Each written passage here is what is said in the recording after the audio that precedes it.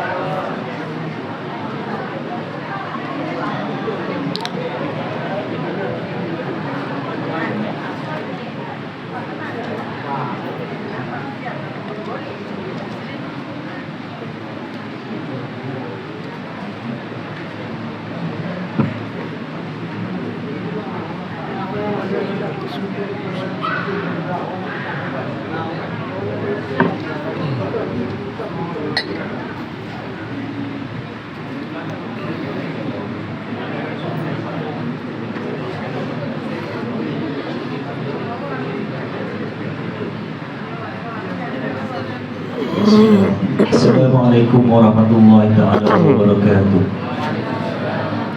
Alhamdulillahirabbil alamin, wassalatu wassalamu ala asyrafil anbiya'i wal mursalin sayyidina Muhammad wa ala alihi wa sahbihi ajma'in. Yang berbahagia Ustaz Syamsul Debat, penceramah kita pada malam ini. Yang berusaha pengurusi masjid Cik Abdul Hamid, yang berusaha Tuan Imam 1, Imam Hairi, pegawai syarah, seterusnya muslimin, muslimat yang dirahmati Allah sekalian. Alhamdulillah, bersyukur kita pada malam ini kerana kita sama-sama dapat berkumpul di dalam Masjid Al-Hasaniyah Kampung Bukit Bulat bagi tujuan program ceramah yang akan disampaikan oleh Al-Fadil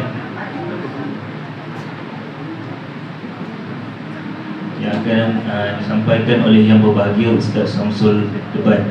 Tanpa membuang masa, saya dengan segala hormatnya menjemput dan mempersilakan yang berbahagia Ustaz untuk menyampaikan ceramahnya. Persilakan.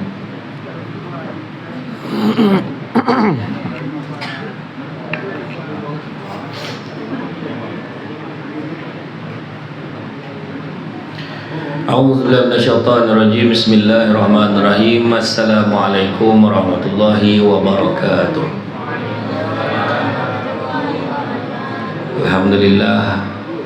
Alhamdulillahillazi arsala rasulahu bil huda wa dinil haqqi liyuzhirahu 'ala ad-dini kullihi walau karihal kafirun walau karihal musyrikun walau karihal muslimun. Subhanaka la ilma lana illa ma 'allamtana innaka antal alimul hakim. Rabbi shrah li sadri wa yassir li amri wahlul 'uqdatam min lisani yafqahu qawli. Alhamdulillah, syukur kepada Allah Subhanahu wa taala, segala puji bagi Allah Ta'ala sekalian alam. Salawat dan salam ke atas junjungan besar Nabi Muhammad sallallahu alaihi wasallam. Terima kasih banyak saya ucapkan kepada tuan pengurusi acara yang bahagia, tuan pengurusi masjid, tuan imam barisan imam, barisannya tuan kuasa, penggerak aktiviti masjid, pemimpin-pemimpin tempatan di semua peringkat yang berkesempatan hadir, dan seterusnya juga kepada tuan-tuan dan puan-puan yang berada di masjid, dan juga penonton-penonton yang berada di rumah yang sedang menyaksikan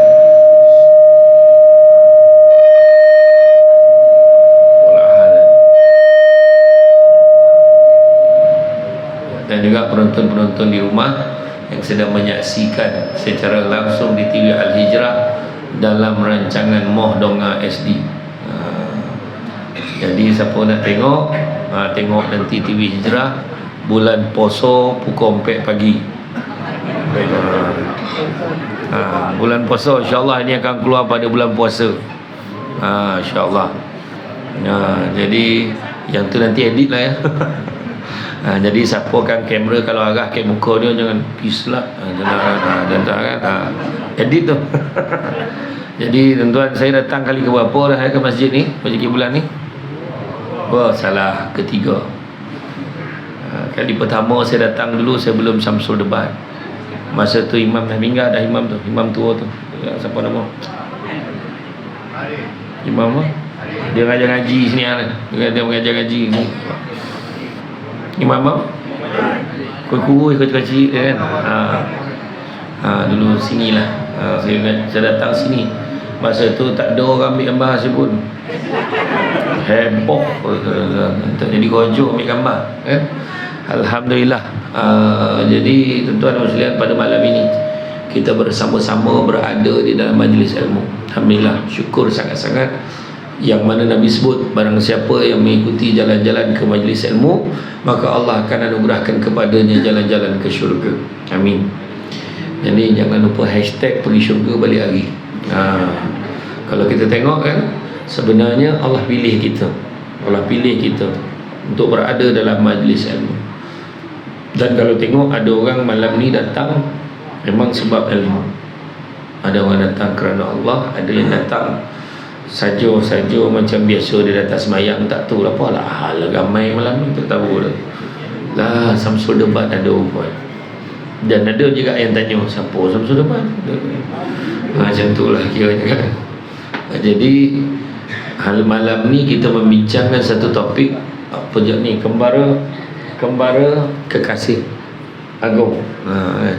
Kembara kekasih agung, maksudnya kekasih yang paling hebat, kasih yang paling tinggi darjatnya, iaitu Nabi kita, satu-satunya yang mana Allah Ta'ala panggil, menghadap, dan Allah declare, aku angkat kau sebagai kekasihku. Bayangkan, macam tu lah. Kita declare dengan girlfriend pun tak macam tu kan? Dengan ini aku ambil kau sebagai isteriku. Mana ada akad nikah sini aku terima nikah tu, tak ada abang ambil kau sebagai isteri abang, tak ada. Automatik faham lah kan, macam tu ya kan. Tapi Allah declare Nabi kita kekasih Allah.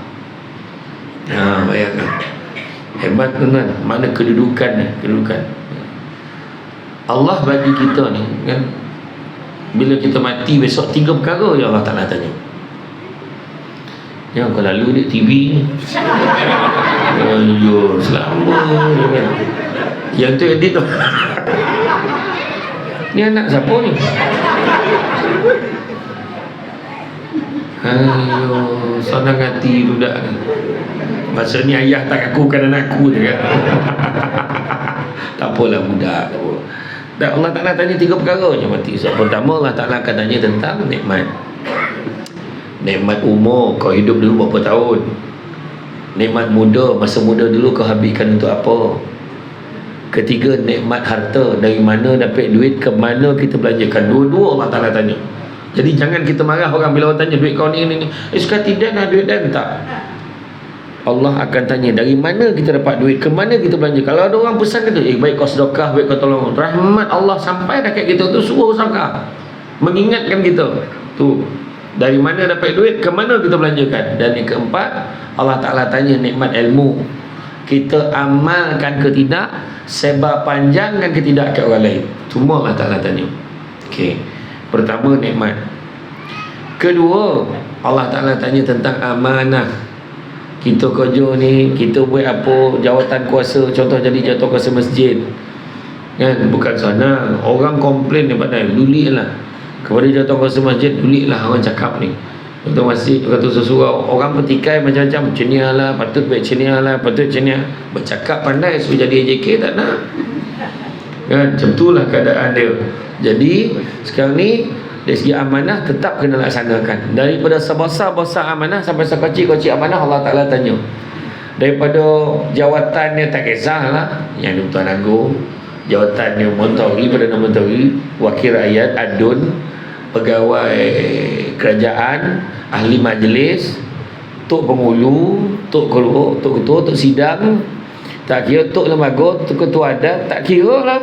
Termasuklah Ketua Lorong, termasuklah juga AJK Masjid. AJK Masjid ni pula ada cakap, aku AJK biasa-biasa ya, tak ada mana, dah tetap kena tanya. Kau duduk ya tentang tak payah apa, Allah tanya, apa kau jaga waktu kau jadi AJK? Contoh, ni main masuk mahaban berjanji, masuk time orang hulu kitab tak nak baca kan, tumpah baju sesama, melawai. Lepas tu macam dia tahu berjanji makan bertambah makanan. Contoh lah, bukan orang sini lah tempat lain. Contoh Allah Ta'ala tanya, termasuk juga Allah Ta'ala tanya nanti jawatan kita dalam sebagai CEO rumah tangga. CEO rumah tangga siapa? Suami. Pengurusi rumah tangga siapa? Isteri.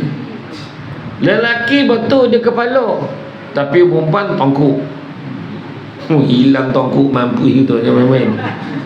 Dan sebagai anak pun tanya, semua Allah Ta'ala akan tanya. Amanah. La imana liman la amanata lahu, wala dina liman la ahda lahu. Tak beriman orang tak jaga amanahnya, tak beragama orang tak laksana janjinya. Kedua, soalan ketiga Allah Ta'ala akan tanya tentang Allah Ta'ala akan tanya tentang silaturahim. Silaturahim ni panjang nak cerita, maknanya kena panggil lagi dalam syamah yang lain. Jadi malam ni tak nak cerita dah, rugi. Kita buat part lain lah ya. Cuma satu je saya nak semua orang ingat. Dalam satu hadis Nabi sebut, tidak ada dosa. Ingat betul-betul silaturahim ni, tidak ada dosa yang lebih berhak Allah segerakan seksanya di atas dunia. Makna dunia lagi dah dapat, dan simpan seksanya di akhirat. Dunia dapat, akhirat pun kena. Dua dosa, iaitu dosa menderhaka pada kedua ibu bapa, dan juga dosa memutuskan silaturahim. Jangan main-main. Apa hal aku banyak masalah? Kenapa aku banyak masalah? Check balik, siapa yang kita pernah putuskan silaturahim? Kau dengan aku tak ada apa-apa lagi dah. Kau jangan lalu lagi depan rumah aku. Mak kami ni garang. Dah lah tu satu-satu jalan nak keluar dari kampung, tak bagi lalu pahala pula kan, macam tu lah kiranya. Tapi balik pada nikmat. Dalam banyak-banyak makhluk, kita kena syukur nikmat Allah bagi kat kita. Dalam banyak-banyak makhluk, ada makhluk hidup, makhluk mati. Syukur Allah pilih kita jadi makhluk hidup. Contoh makhluk mati, mejo mati ni, tak ada hidup, kita tolak ke sini, ke kiri, ke kanan, depan, belakang, ikut itu. Makhluk hidup pula ada tiga. Syukurlah nikmatnya Allah tak jadikan kita jadi tumbuh-tumbuhan. Bayangkanlah, lahir-lahir jadi robot. Habislah gitu. Malam ni Samsul Lebat pula datang, mau selamat silapi kita ambil ni dah. Habis robot. Saya agak-agak macam tu lah. Ya tidak, tak tahulah. Samsul Lebat panggil takat mihun tak payah lah tuan-tuan. Kan masak ramai-ramai mihun pun dosa orang boleh masak dia kan. Contoh okey, tak apa, syukur. Maknanya Allah Ta'ala akan tanya, kita kena syukur dengan nikmat Allah bagi kita. Kita tak jadi tumbuh-tumbuhan. Yang kedua, makhluk hidup, haiwan. Bayangkan lahir-lahir jadi lembu. Oi, comel ni. Ni dah mula comel, dah masuk bulan puasa dah comel dah. Habis lah gitu. Tak lama lagi raya poso. Habis raya poso, kau nasib-nasib lepas raya poso, raya korban ni payah betul. Dan rasuk kau lah. Dia kau bau lampu ni berberak sama dia. Aku rasa kau ni, kenapa lah kau daging kau banyak? Yang lampu seekor lagi cakap, tak, aku rasa kau, kenapa lah tuan kita dia record ada gambar tulang-tulang. Udah parah ni, badan Rupa dua-dua kena sembelih. Sebab tahun tu ramai pula orang masuk korban. Ya, nah, jadi makna kata syukur Allah tak jadikan kita haiwan. Allah jadikan kita manusia. Syukurlah bila jadi manusia tu dahlah manusia. Islam pula. Lahir-lahir Islam. Kebanyakan kita. Tu sebab saudara-saudara kita yang bukan Islam dapat masuk Islam, menangis dia. Menangis dia mengenangkan saat dia jahil dulu. Nampak? Dia mengenang tu. Saya pernah masa saya pergi umrah dulu pada tahun 2016-2017. Masa tu ada 2 beradik datang jumpa saya. Ustaz, doa lah Ustaz. Kenapa pula dia ada 5 beradik ke 4 beradik? Dia kata dalam 5 beradik tu 3 dah masuk Islam. Macam tu. Tapi yang soal lagi tu tak apa, mak kami ni susah betul lah, tolong Ustaz. Dia kata hidayah tu bukan kita punya. Kita doa. Mak dia sampai cakap tak apalah, aku besok nak tanam macam Islam pun tanam lah, tapi aku tak payahlah masuk Islam. Dia kata macam tu. Mak dia cakap macam tu. Jadi doa je, doa je, doa. Sebagai contoh, tengok Datuk Farid Rawi, gembira, bahagia dia, akhirnya mak dia masuk Islam. Yang betul lah. Jadi mana kata hidayah milik Allah ni, kita kena syukur. Kita lahir-lahir Islam. Bayangkan lahir-lahir dah berlain pula kepala. Contoh kan, lahir-lahir dah orang kotuk loceng ni pula, apa hal pula kan. Tapi kita lahir-lahir dalam keluarga Islam. Contoh, dah lah lahir Islam, ya? Nikmat yang besar lagi, Islamnya kat mana? Islamnya pula umat Nabi Muhammad SAW. Nampak tak? Syukur tu. Sebab semua orang berlumba-lumba sampaikan para Nabi dan para Rasul berdasarkan kisah Isra dan Mi'raj ini. Para Nabi, para Rasul semua mohon, ya Allah, tolonglah bagi kami jadi umat Muhammad. Tolonglah. Tanpa merendahkan martabat mereka. Martabat mereka istimewa dari sisi Allah, tapi mereka minta tolong bagi kami jadi umat Muhammad. Tak boleh. Kita yang dah automatik dapat jadi umat Muhammad ni relax macam tak ada apa-apa. Nampak tak? Tu sebab nikmat ni kena pandang besar. Dah lah jadi umat Muhammad, umat akhir zaman pula. Sebab apa? Sebab Nabi pernah ditanya, siapa yang paling kau rindu ya Rasulullah? Nabi jawab apa? Yang paling aku rindu umat akhir zaman. Pahala pula. Kau kita orang depan mata kau yang kau tak jumpa, yang kau tak tahu tak macam mana keadaan macam mana, kau boleh rindu kat dia pula. Ni terjemahan. Tak macam tu juga ada. Pula cakap ni sembilan Nabi lah. Kenapa kau rindu ke umat akhir zaman? Macam mana aku tak rindu mereka? Mereka boleh beriman kepada Allah dan kepada aku dengan tahap tidak sekalipun mereka berpeluang memandang wajah aku. Nampak tak? Ni malam ni Nabi nampak kita ni duduk macam ni, semua sampai ke Nabi. Kita pergi ke Masjid Nabawi, kita bagi salam, Assalamualaikum ya Rasulullah. Nabi jawab tahu yang kita bagi salam tu sebenarnya, cuma kita tak dengar. Kalau dengar tak tahulah pengsan ke apa, tak tahulah. Kalau jawab dia tidak kan. Kita tapi Nabi jawab tahu. Tu sebab kena bagi salam betul-betul. Tu sebabnya siapa pergi umrah, pergi haji, bila orang puasa tolong sampaikan salam kat Nabi, ya catat nama tu. Kiyah dia. Kiyah bosan nak dia. Gayah pun bosan. Sampaikan salam, yolah, yo. Jap, siapa nama kau? Mila. 5 dia. Semua masuk dalam tu. Jadi bila dah cukup sahaja. Sebab kalau kita tak sampaikan, kita berhutang. Ya insyaAllah, insyaAllah. Lepas tu lupa, tak sesiapa tak itu. Assalamualaikum ya Rasulullah, aku sampaikan salam dia orang, tapi tak ingat siapa dia. Ingat, catat betul-betul. Tengok dah cukup senarai, tengok tak ada lah ramai banyak dalam 150 orang. Contoh lah. Kalau 150 orang, tak teraya bila lalu makam Nabi tu nak sebut 150 nama tu. So maka sebelum pergi turun pergi Masjid Nabawi, doket bilik dah tengok dah senarai nama tu. Scroll kalau dalam telefon. Punya 5 gaya. Tengok kejap lagi, inilah nama aku nak sampaikan salam kepada Nabi. Ini salah satu cara lah. Bila lalu makan Nabi, Assalamualaikum Rasulullah, aku menyampaikan salam yang dah aku niatkan tadi kepada kau Rasulullah. Macam tu contohlah. Ya, jadi itulah nikmat yang terbesar jadi umat Muhammad sallallahu alaihi wasallam. Macam mana tak puasa? Sebab kita dapat kedudukan istimewa. Nak tahu apa keistimewaannya? Jangan ke mana-mana. Kita jumpa lagi selepas ini. Macam dalam TV. Edit dan kata edit. Jadi kalau kita tengok, bukan satu perkara yang mudah dipercayai. Kembara kekasih agung ni bukan satu benda yang mudah dipercayai. Perjalanan Nabi pada malam itu adalah sejauh 1250 km. Lagi jauh lah daripada perjalanan kita pergi ke Kelantan. Kita pergi Kelantan ikut jalan belakang ni semua. Sekarang ni jalan dah cantik, copek kat lah sampai 6 jam. Ini bayangan satu malam, vertical and horizontal, bak kata orang Bukit Bulat. Ya, perjalanan melintang dan menogak. Kan? Yang mana perjalanan itu dalam satu malam dah settle. Kerana kemudian bila satu malam dah settle, Nabi pergi ke Masjidil Aqsa, naik pula ke atas ke Sidratul Muntaha, jumpa satu tingkat, satu tangga. Sampailah jumpa dengan Allah.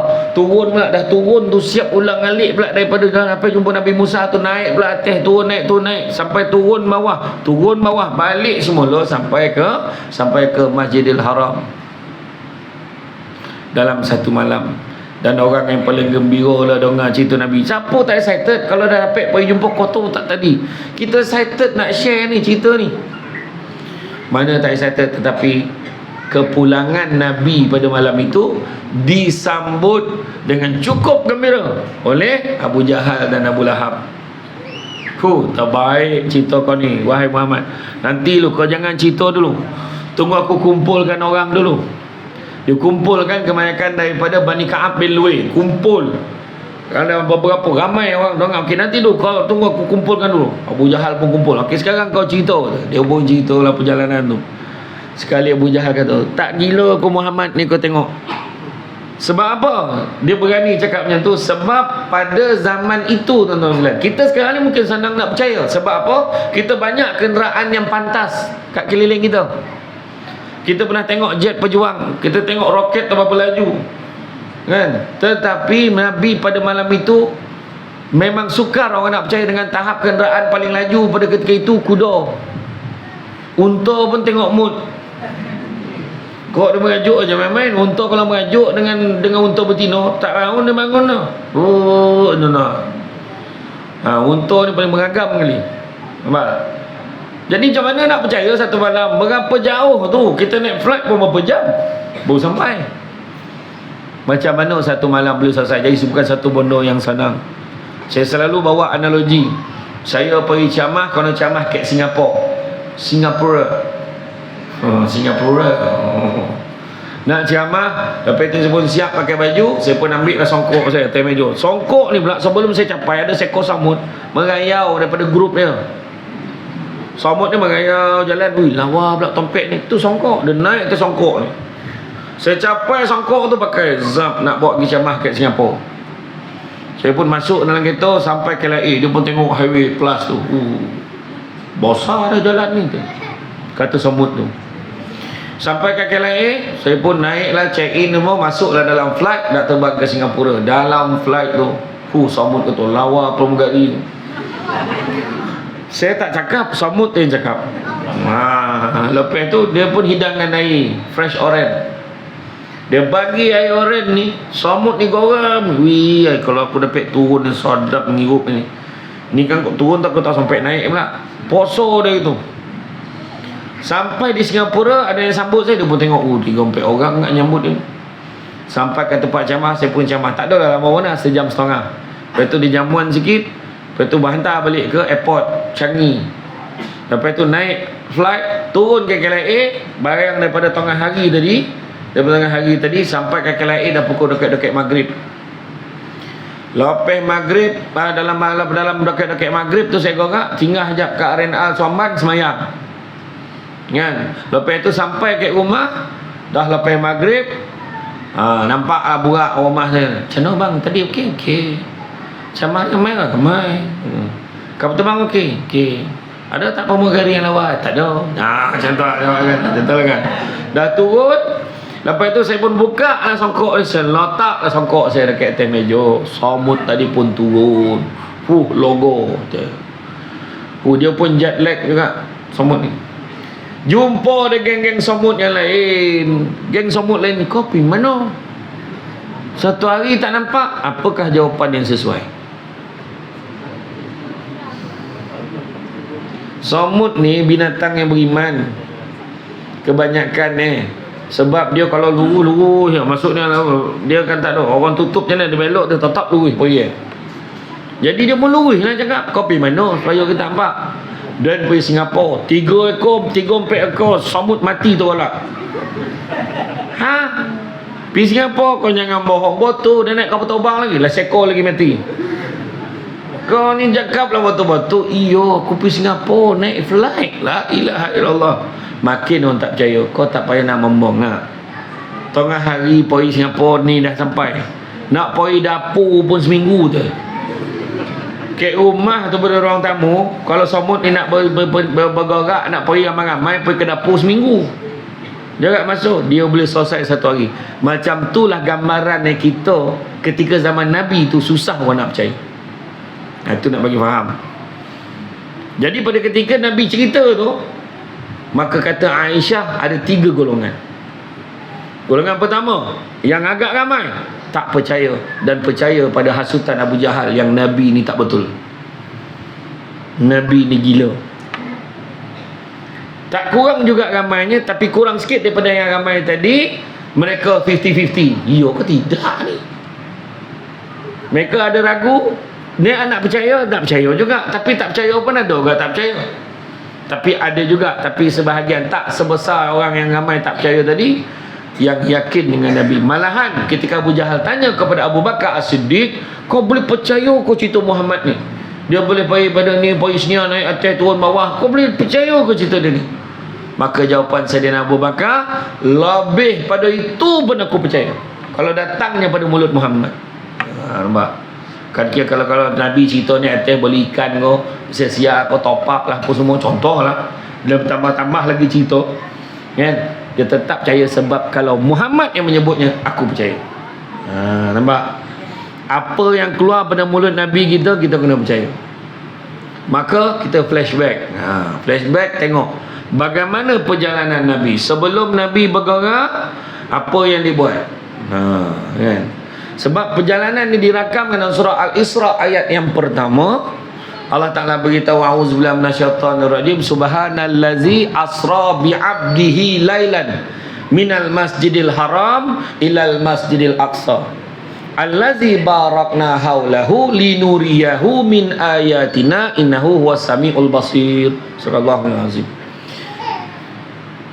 Yang disebut dalam ni maha suci Allah, subhanallazi, yang subhanallazi asra bi'abdi, yang memperjalankan bi'abdihi lailan, memperjalankan hambanya di waktu malam.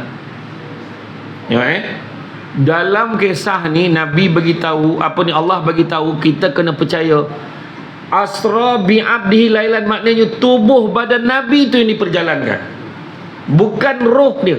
Dia bukan asra bi ruhi abdihi, bukan. Tubuh badan Nabi, batang tubuh Nabi itu diperjalankan. Minal masjidil haram ilal masjidil aqsa, daripada masjidil haram sampailah ke masjidil aqsa. Allazi barakna haulahu, yang mana kami berkati keseluruhannya. Linuriyahu min ayatina, dan kami tunjukkan sebagian antara kekuasaan kami. Innahu huwas samiul basir. Sesungguhnya Allah maha mendengar lagi maha melihat. Jadi perjalanan tu, sebelum Nabi mulakan perjalanan, telah berlakunya pembedahan hati Nabi. Belah dada Nabi. Dan bila belah dada Nabi, dan apa yang berlaku, bila belahkan dada Nabi ini, dikeluarkan satu ketulan hitam dalam hati Nabi itu, iaitu alaqah. Yang mana di situlah tersimpan segala was-was dan dicuci dengan air kowe, air zam-zam, kowe tadi, air zam-zam, dicuci dengan air zam-zam. Hebatnya air zam-zam ni, tu kena tahu. Betul tak? Siapa dah pergi umrah dia tahu, siapa pergi haji dia tahu, kan? Betapa sedap air zam-zam Kek Sanun. Sampai ke Bukit Bulat pula payau lah, betul kan? Ada orang cakap macam tu. Kan? Tapi ada gak tengok joki ada orang minum elok ya. Ada budak ni. Mana? Tak nak dah. Satu-satunya air yang memang boleh ikut niat orang tu. Ya Allah, mudah-mudahan anak aku ni jadi anak yang baik. Nah, minum. Macam tu. Biarlah laki dan tengok dan yang tak tengok perempuan lain. Minum. Accident esok tu. Yang tak tengok jalan tengok bini macam mana? Minta orang biar betul-betul sikit. Pandi betul. Kan? Ya Allah, tolonglah bagi anak aku ni torang hati bongap memang lantun. Teruk betul bongap anak ni. Belajar tak masuk-masuk. Contoh, dogi bega tak ikut siapa. Faham? Ya Allah, bagilah dia jadi anak yang baik. Ya Allah, bagi minum. InsyaAllah. Kena yakin. Air Zam-Zam ni, telaga air Zam-Zam ni, pernah kerajaan Arab Saudi ni dia upah penyelam masuk dalam tu telaga tu. Air Zam-Zam ni dia bukannya daripada bawah naik ke atas, tak, daripada tengah. Katalah ni telaga, daripada tengah macam ni kan. Katalah ni telaga kan, daripada tengah ni air keluar daripada tengah, keluar daripada tengah keliling ni. Keliling ni tengah ni keluar, kemudian baru dia turun bawah memenuhi balik naik ke atas macam tu. So ada penyelam profesional, dia upah supaya terjun tengok menyelam dalam tu, tengok. Boleh tengok kisah dia tu di Museum Hudaibiyah. Boleh tengok. Terjun dalam tu setengah jam tak timbul-timbul. Bila dia timbul biru muka. Bila orang tanya macam mana hebat air Zam-Zam, apa yang kau jumpa ni? Wallahualam, dia tak payah cerita. Pernah istana Arab Saudi tu dia tabuk dia buat tabuk lubang daripada telaga Zam-Zam, bawa salur tu bawa sampai ke istana supaya senang dia tak berebut orang lain. Dia buka kepala paip tadah air tu. Alhamdulillah setelah beberapa bulan siap, buka-buka tak keluar air. Sebab nak bagi tahu air Zam-Zam ni bukan untuk kau kan. Air Zam-Zam ni untuk umat Islam seluruh dunia. Itu cerita Tengok dalam YouTube pun boleh tengok dia punya prosesan macam mana dia buat sistem sekarang. InsyaAllah cukup. Mana ada air tak koring-koring kan, itulah ada air Zam-Zam. Jadi dicuci ketulan hitam dengan air Zam-Zam tadi, alaqah tadi, iaitu tempat syaitan membisikkan was-wasnya. Maka Nabi ni tak ada was-was dah. Boleh, tak boleh, macam tu je. Kita ni kan banyak kira kita, nantilah tengoklah tu. Nabi tak ada. Pergi tak? Pergi. Boleh tak? Boleh. Ni apa hukum? Haram. Alah boleh lah. Haram. Macam tu je. Nabi ni tegas tu je. Kau boleh lah, tak boleh lah. Dan Nabi sebut segala urusan berkaitan dengan riba dihentikan mulai sekarang. Mana tu betul lah dia. Tak ada lah banyak cerita ni dah. Cek balik akaun bank itu. Nabi dalam khutbah terakhir Nabi dah beritahu segala urusan berkaitan dengan riba dihentikan mulai sekarang. Kenapa kita masih lagi nak pakai sistem riba? Ada setengah pejabat akaun gaji, kalau kau nak ni kau pakai banknya, baru gaji kau copek. Ada. Kau jangan pakai bank ni, nanti kalau kau pakai bank ni gaji kau lembek 3 hari. Tak apalah aku pakai gaji ni, aku pakai bank ni sebab ni bank Islam. Contoh, dia pakai sistem perbankan Islam, tak apalah lembek sikit, yang penting tak campur interest, tak ada riba dalam tu. Ingat tu. Ini peringatan jelas. Itu ya Nabi. Dan kemudian dituangkan dalam dada Nabi itu, dalam hati Nabi itu dicurahkan ilmu, iman dan hikmah. Nampak? Diletakkan dalam dada Nabi ini, dan kemudiannya setelah itu dada baginda dah masukkan dalam tu, dijahit semula dan dimeterikan dengan satu kalimah khatimin nubuwah. Nabi terakhir. Tak ada dah Nabi selepas Nabi kita. Kau ada yang mengaku kat Melaka ni, aku Nabi untuk orang Bukit Bulan. Sepak ni kan? Aku tak, kan ada yang mengaku Nabi orang Melayu. Dah kena tangkap lah, dah meninggal dah pun. Dia mengaku dia Nabi orang Melayu. Sampai satu tahap dia ditolak. Orang ni yang mengaku Nabi ni ditolak. Kedah tak nak ke bumi Kedah tak mau, kat masjid dekat Penang tak mau, dia tolakkan ke Perak tak mau masa tu. Sudah ada satu masjid lah, tak apalah, ambil je lah. Bantu dah tak ada siapa nak uruskan jenazah dia masa tu. Bayangkan satu tahap. Dan selesai tu, maka didatangkanlah satu binatang yang bernama Buraq. Buraq ni ada di Malaysia. Buraq oil. Belah utara je jumpa. Saya tak berani isi minyak situ. Kok laju mana kan kuih aja kan kan. Buraq, binatang yang bernama buraq ini laju dia. Contohlah kalau kita tengok tu celait. Tu. Saya ni 9. Saya tak sebut torchlight. Lampu picip tak sebut dah. Celait. Contoh kan. Orang Bukit Bulat pun panggil celait ya ke? Mana datang tak ada celait ni nak. Mana ada pakai handphone. Pakai celait tu kan bila kita tutup. Katalah kita tutup ni masjid ni tutup lampu. Itu pun tokan lampu celait ni. Sap lampu tu kan. Nak kita suluh kat dinding ni. Kan kita main celait dulu. Kan main celait dulu bila ketokan sap macam tu kat dinding nampak kan? Laju tak? Laju tak? Laju. Tapi buraq lebih laju daripada itu. Dia lebih laju daripada kelajuan cahaya. Nampak kan? Hui, donga cerita mangango masing-masing. Sak terhadap cerita ni kan. Jadi perjalanan tu memang laju. Jadi dibawa dan kemudian Nabi semasa perjalanan itu Nabi dibawa dan di tempat-tempat tertentu yang bersejarah dan penting, maka di situ buraq akan berhenti dan perjalanan Nabi ditemani oleh malaikat Jibril kan, dan juga malaikat Israfil. Dan bila berhenti saja Nabi turun, Nabi solat sunat 2 rakaat. Nak tunjuk kan Nabi jaga solat sunat. Kita kadang-kadang kan, orang bangun bersolat sunat qabliyah dengan ba'diyah, maghrib buat, isyak buat, dia relax macam tak ada rasa apa. Seolah-olah kau buatlah dan dah banyak. Macam tu lebih kurang.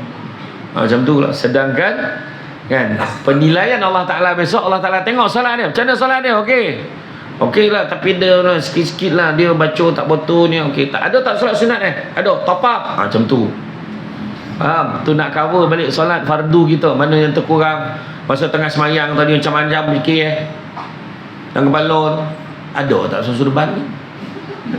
Dah sampai lo kan.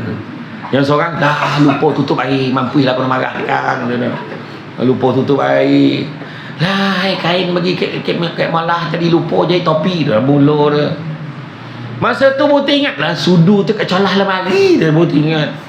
Masa tengah semayang ingat semua bondok. Orang semayang ingat Allah, dia cari barang hilang.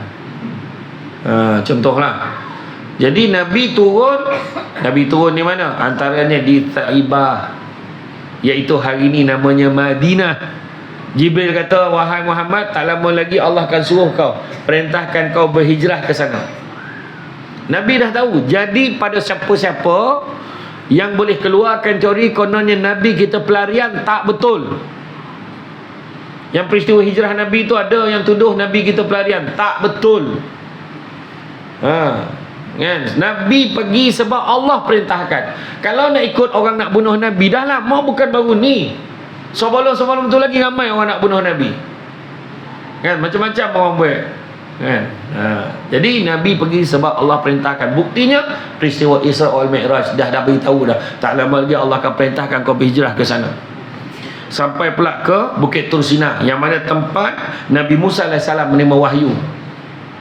Kemudian singgah di Baitul Laham, tempat Nabi Isa AS dilahirkan. Kemudian Nabi bertemu dalam perjalanan, jumpa macam-macam peristiwa ajaib. Antaranya berhadapan dengan jin afrit dengan api jamung yang menjulang-julang. Apa tu? Cuba nak kacau perjalanan Nabi, nak beritahu buat benda baik mesti ada halangan.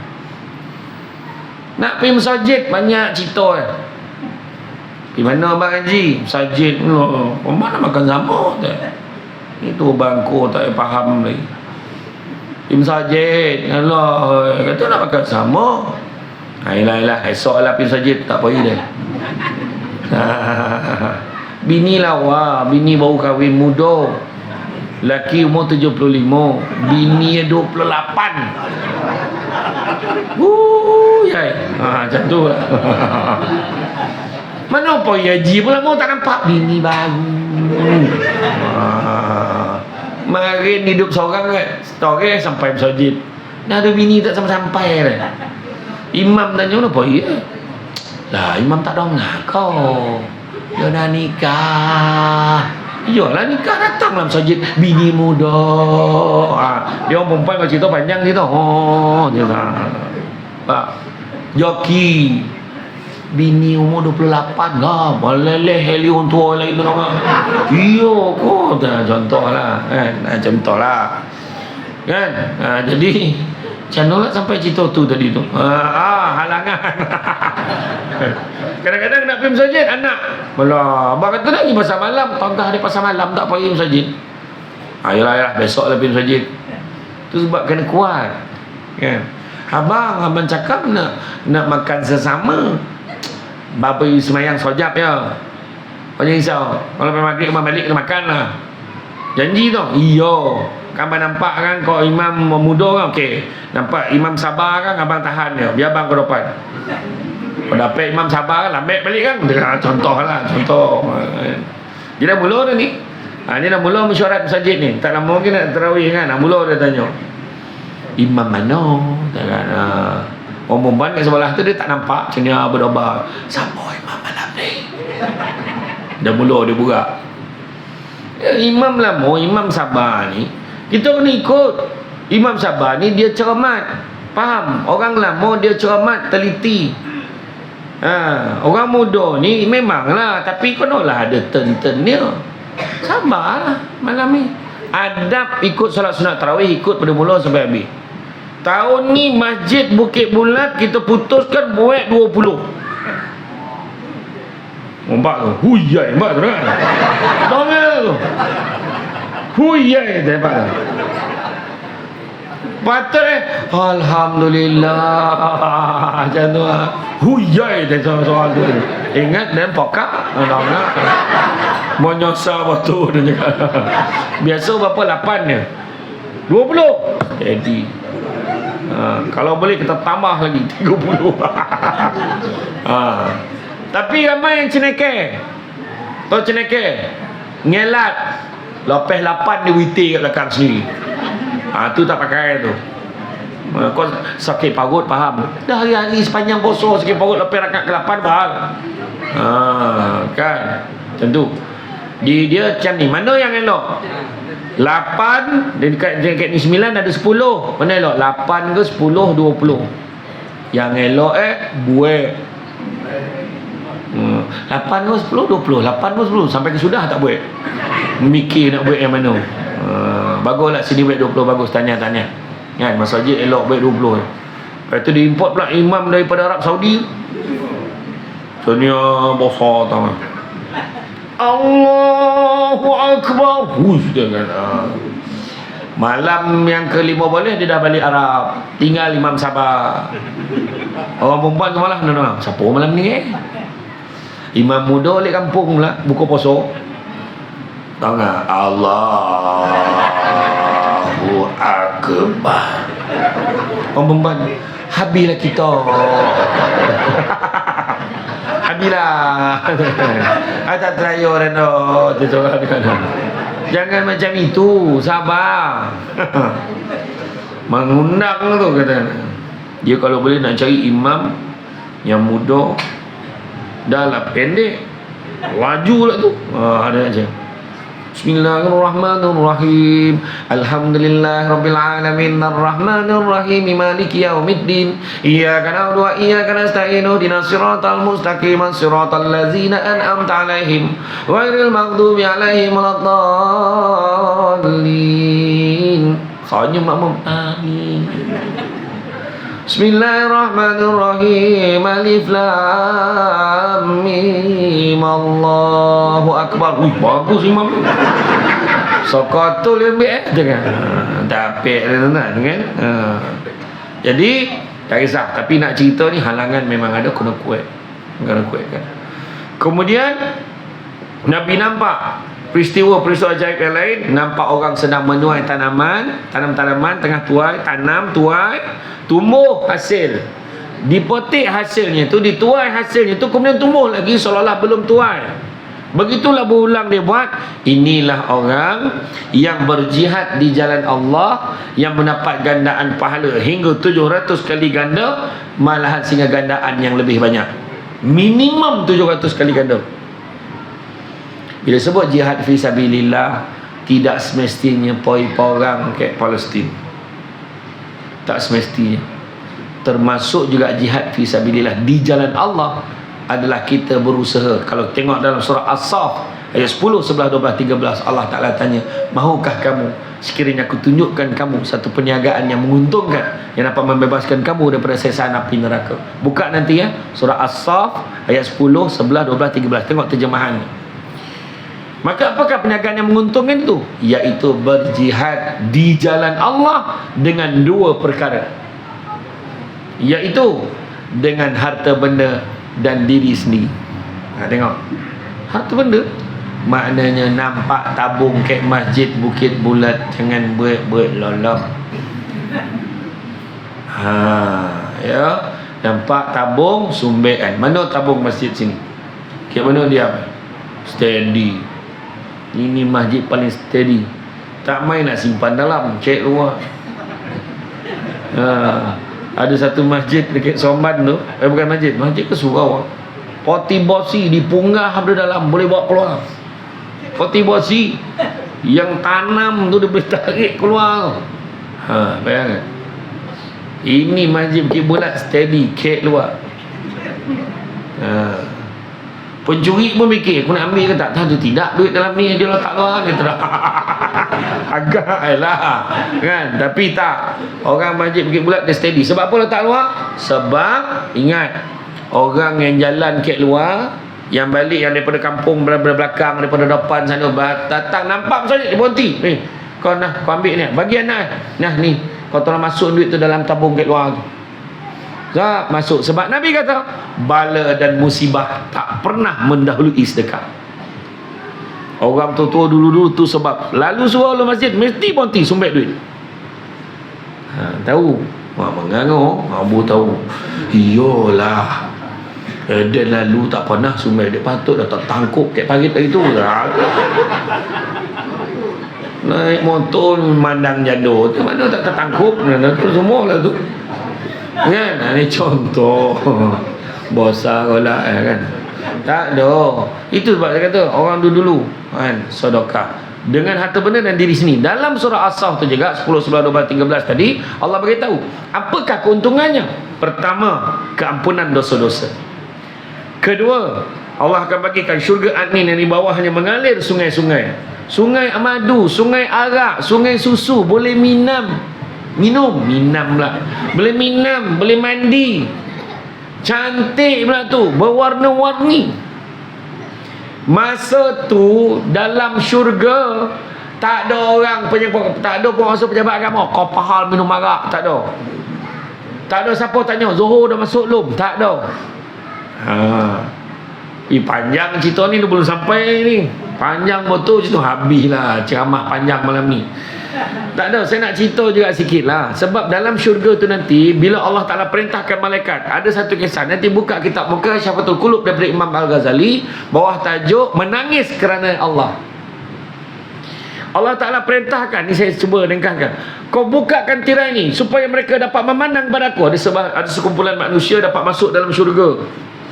Dia dapat tengok singgah sana, dapat tengok syurga adnin tadi, dia dapat nampak sungai air mengalir tadi, dapat tengok sungai sana, makan makanan yang lazat-lazat, semua dia nampak lah. Dan bila dia nampak, kemudian Allah Ta'ala perintahkan malaikat, kau bukakan tabir ini supaya mereka dapat memandang wajah aku. Allah Ta'ala beritahu. Malaikat jawab, ya Allah, mana mungkin kau benarkan mereka memandang wajahmu dengan tahap di atas dunia mereka derhaka kepadamu, ya Allah. Allah Ta'ala beritahu apa? Bukakanlah tirai ini, bukakanlah tabir ini supaya mereka dapat memandang wajahku, kerana di atas dunia dulu mereka pernah menangis kerana aku. Tu Allah Ta'ala beritahu. Jadi ini soalan bocor. Orang perempuan berhentilah menangis sebab jantan. Itu cukuplah. Menangislah kerana Allah. Boleh? Mulai sekarang apa lelaki tu nak setuju lah. Bak tu tapik. Orang dah bagi syurga cerita ni tak nak dia tu. Tak apalah, pandailah gunding. Jadi bila buka aja tabir, semua sujud. Dia nampak Allah semua sujud. Allah beritahu apa? Bangunlah kamu semua. Sesungguhnya di sini bukan tempat beramal, di sini bukan tempat bersujud. Apakah kamu tidak redha kepada aku? Allah Ta'ala tanya.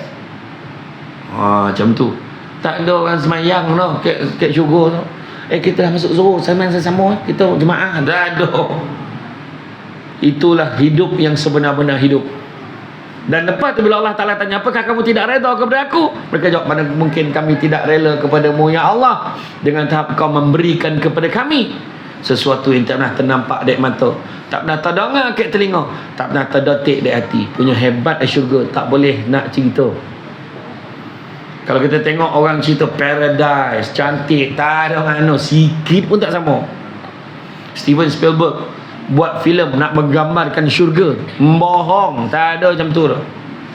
Tak sama. Macam tu lah ayat yang kita boleh beritahu. Nak beritahu tu ya. Kemudian nampak tempat berbau harum. Tempat apa? Bau harum. Flashback balik. Bau apa? Dah koreh dah. Lah, orang tanya. Jadi bau apa? Bau kubur Masyitah. Siapa Masyitah ni? Tukang sisir rambut anak Fir'aun. Di situlah tempat bau harum tu pusara Masyitah dan bersama suami dan anak-anaknya, termasuklah bayi yang boleh bercakap. Masa sisir rambut anak Fir'aun tu, sikat rambut Fir'aun, Fir'aun kan mengaku dia sebagai Tuhan. Dia Jabbar. Tahu Jabbar? Jangan salah sebut. Aku bila ceramah sebut Jabbar, ada orang tampik kat belah utara mencarut Samsul Debat ni. Bukan. Jabbar ni maksudnya lebih kurang macam arrogant, belagak, action, sombong. Dia sombong sebab apa? Sebab Fir'aun makhluk Allah, manusia, Allah bagi keistimewaan. Dia tak ada sakit, dia tak ada penyakit COVID-19, tak ada. Sesama, batuk, demam, paning, tak ada. Period pain, tak ada. Pal pula jantan period pain. Dia tak ada. Tungau tak ada. Bisul tak ada. Tungau, budak kampung ni faham tungau ni. Kau pernah kena tungau tadi? Pernah tak kena? Tak pernah? Kau tak cukup lasak lah. Orang semua nak pernah kena tungau. Nak menyelesaikan tungau ni dengan apa? Dengan apa? Gunting? Minyak? Tak ada dah. Dengan apa? Tangkai sirih. Omak yang membelek tu. Dia nak buangkan mata tungau. Jumpa dia. Ini ada orang tengok TV Hijrah ni tanya apa maksud dia tu, tungau dicungkir pakai apa, macam mana dia jungkir tu kan. Sebab budak kat mana faham. Orang dulu main sepeda pergi apa, pergi mengocar dia kan. Melalui tercolah solat tu molok ke somak tu. Dah besar. Budak ni pun tanya apa yang besar dia kan. Semua lah tu nak keluar TV ni tak ada cerita. Tak apalah. Fir'aun tak pernah sakit tu sebab dia bangga, dia sombong. Jadi lepas tu ketika Masyitah sedang sisir rambut anak Fir'aun, tolopeh sikat tu. Bila tolopeh sikat tu dia sebut Allah, sebut Jadi anak Masyitah, anak Fir'aun tanya, apa yang kau sebut tu? Allah tu apa? Allah itu adalah Tuhan aku dan Tuhan kita semua. Apa cer? Itu saya lah tambah tu. Dia tak cakap macam tu. Dia walau-lah pergi jumpa Abah. Bah. Ni pun saya terjemah ni. Tak macam tu berat kan. Bah, Masyitah disikat, jatuh. Dia sebut Allah. Aku tanya Allah tu siapa? Dia kata Allah tu Tuhan dia, Tuhan kita semua. Wah, tak boleh jadi ni. Fir'aun pun bangi. Panggil dia. Apa kau cakap? Allah tu Tuhan aku, Tuhan kita semua. Maka dibawa suami dengan anak-anak dia. Sekarang kau cakap. Kat depan tu dah ready, dah kawah mengelogak. Kau cakap sekarang kau tak mengaku aku Tuhan, aku tolak laki kau, mati seorang ni. Tak, Allah Tuhan aku, Tuhan kita semua, tolak mati suami. Tolak seorang lagi, mati anak. Tolak anak seorang lagi, mati. Tinggal baby. Sampai baby tu terhenti lah Masyitah. Nak cakap ke tidak? Tak sampai hati pula. Sekarang kau cakap, kesian. Bersuara budak tu tadi, jangan kau risau wahai ibuku. Usahlah kau berasa gusar wahai ibuku. Sesungguhnya syurga Allah sedang menanti kita. Maka redalah. Lepas baby tu, Masyitah pun masuk dalam tu pun sambung. Kuburnya berbau harum. Kalau lalu ke kubur masjid budak dengan masjid bulat tu, kok terbau wangi tak ada mana terus. Kubur Masyitah tak ada dah. Jangan baik-baik cerita. Tu tak siapa yang pakai minyak wangi kuih melokek kat tiang tu tak tahulah kan. Ya. Jangan baik-baik cerita. Orang zaman sekarang ni kau mak baik benda-benda pelik bawa kek pergi kubur kan tak ada kojo. Pangang betul.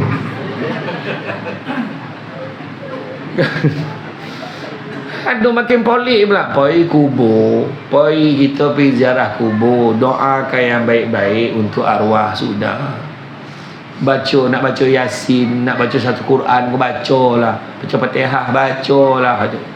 Tu ada yang marah tu. Tak boleh baca Yasin kat Sarawak. Tak boleh baca Yasin kat kubur tu. Ni nak baca WhatsApp. Macam sahabat kan, tak ada kojo orang ni. Benda baik buat lah kan. Tapi yang tahu-tahu melampau sampai bawa kek apa hal. Sambut hari lahir yang dalam kubur tu kan gila. Dan kalaulah dalam kubur tu dong tak kau sadik, tak boleh naik. Itu contoh lah. Tak ada, mereka dah berada di alam yang berbeza. Kan sekarang tengah trend sekarang ni, tak ada kojo untuk dijadikan trend benda tu kan.